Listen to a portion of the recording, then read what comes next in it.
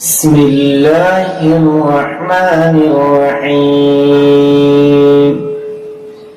فإن لم تفعلوا ولن تفعلوا فاتقوا النار التي وقودها الناس والحجارة أعدت للكافرين وبشر الذين آمنوا وعملوا الصالحات أن لهم جنات تجري من تحتها الأنهار كلما رزقوا منها من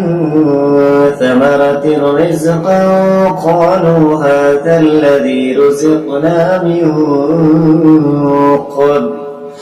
وأتوا به متشابها ولهم فيها أزواج مطهرة وهم فيها خالدون.